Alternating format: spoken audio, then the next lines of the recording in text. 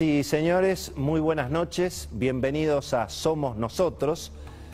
En las últimas semanas, básicamente durante agosto que acaba de terminar, y mientras los argentinos estábamos, por supuesto, entretenidos con los escándalos en la intimidad de Olivos, las discusiones, bueno, el ingreso ya en el territorio de la pavada en términos de campaña electoral, desesperados los candidatos por buscar el voto joven.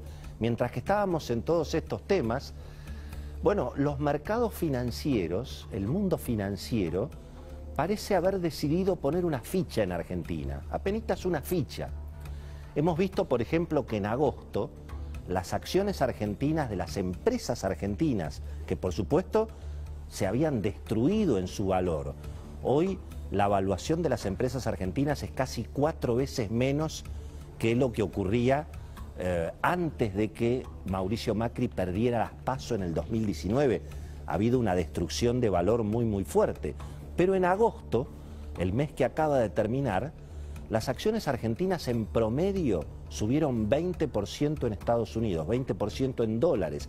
Hubo incluso acciones, por ejemplo el caso de Edenor, que prácticamente llevan 60% de suba en 15 días.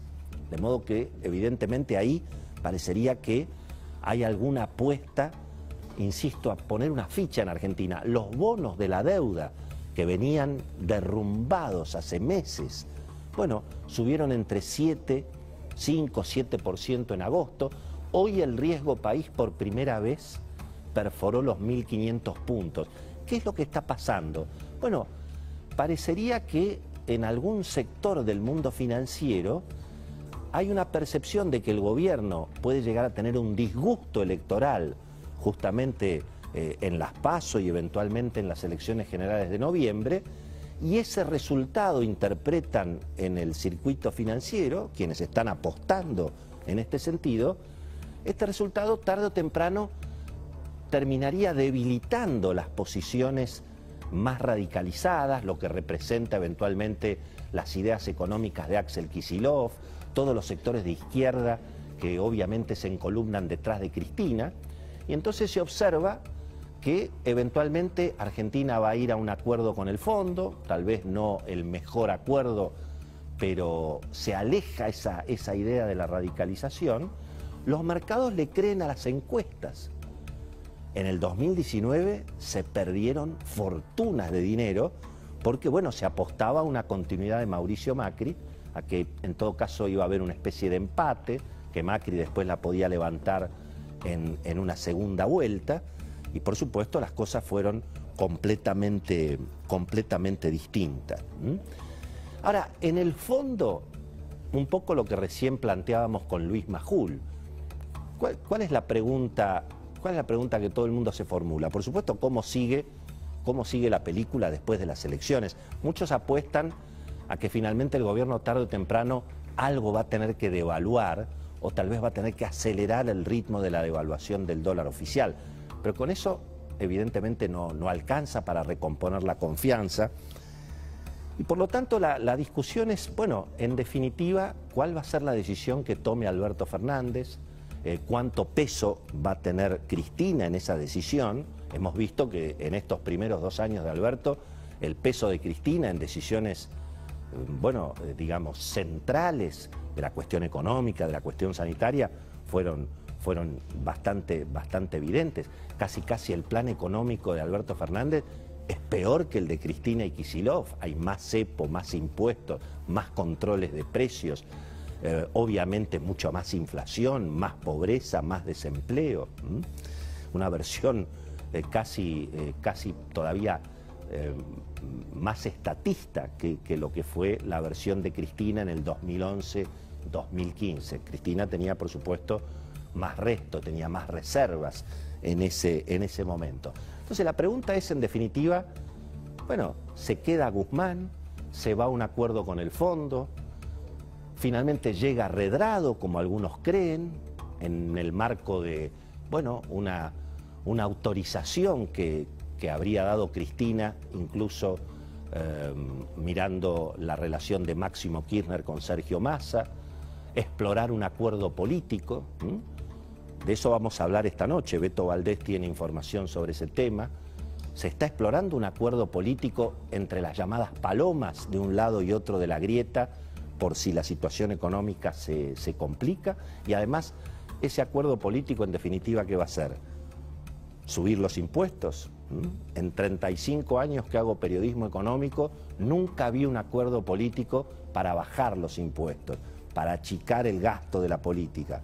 En general los acuerdos son para repartir todavía más dinero que se le saca al sector privado. Hay una terna de ministros o de futuros ministros de Economía que está circulando, pero la pregunta está formulada.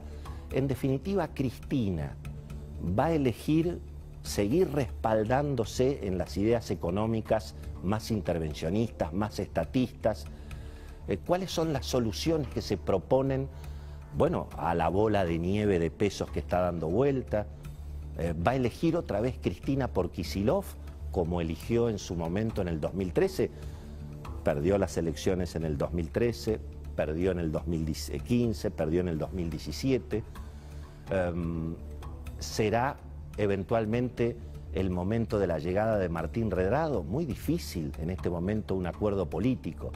Y en definitiva, ¿quién es el que garantiza un acuerdo con el fondo si no es Martín Guzmán? Son las preguntas que obviamente se están formulando y tienen que ver con algo, me parece, un poquito más profundo, que a mí también me interesa plantear hoy en este programa, que es en definitiva si efectivamente el gobierno tiene un tropiezo en las elecciones, como dicen las encuestas. Hay que ver cómo vota la gente, hay que ver cómo se fiscaliza la elección, hay que ver cómo impacta el hecho de que menos gente vaya a votar o que más gente vote en blanco.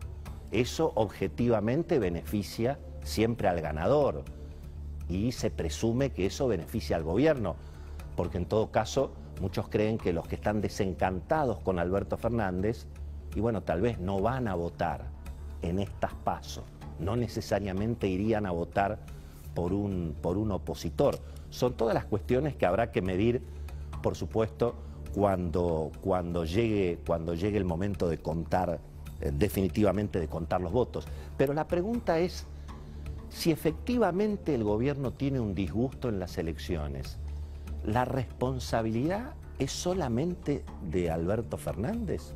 No, o sea, no hay ninguna duda que nada sustituye la autoridad de un presidente y que es el presidente el responsable de lo que hace y de lo que no hace.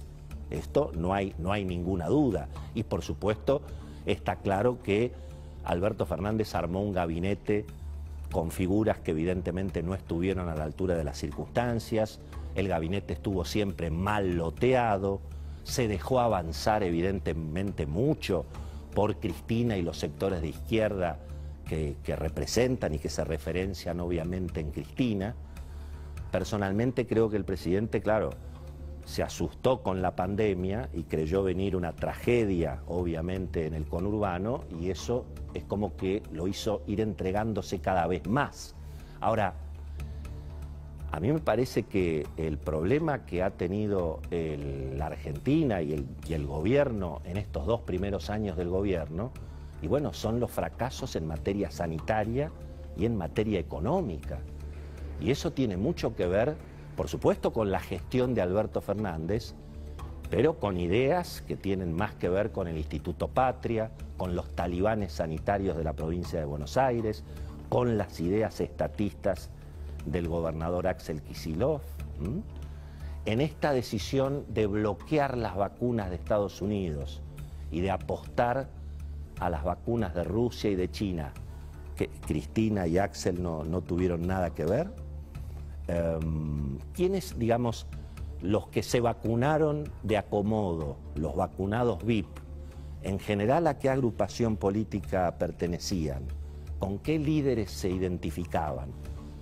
Los dirigentes gremiales docentes que cerraron los colegios, ¿con qué agrupación política se identifican? ¿A qué líder político en todo caso responden? Es decir, y ese es un tema que tiene mucho que ver con lo que viene, Porque en definitiva, ¿qué es lo que está perdiendo Alberto Fernández? Está perdiendo el voto blando, el voto que lo acompañó porque él dijo en la campaña electoral que no iba a ser Cristina. Y sin embargo fue más Cristina que nunca. Y eso es en definitiva lo que veremos si le van a perdonar o no le van a perdonar.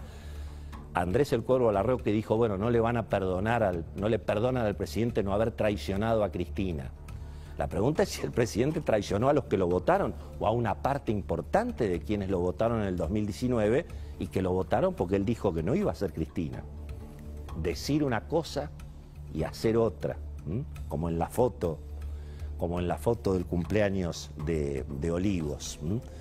Bueno, obviamente todo eso es lo que se va a medir ahora en las elecciones. La maestra enajenada que le gritaba a los alumnos, ¿a quién defendía? ¿A Cristina o a Alberto? Por eso, digamos, la responsabilidad del presidente es enorme. Es más, las torpezas del presidente casi están salvando la situación de lo que ha significado esa dominancia de Cristina y de lo que Cristina representa, obviamente no es en términos personales, en esta primera parte del gobierno. ¿Es Alberto Fernández el único responsable de toda esta situación? Se lo vamos a preguntar a Beto Valdés, a Cecilia Bufflet. Hoy tenemos un programa súper interesante. Vienen dos mujeres de mucho valor y de muchos valores, ante los disparates, ante las groserías, ante el territorio de la pavada en el que está ingresando la campaña electoral. Nos pareció una buena idea llamar a Cynthia Houghton y a Victoria Villarruel, que van a estar con nosotros en la mesa redonda.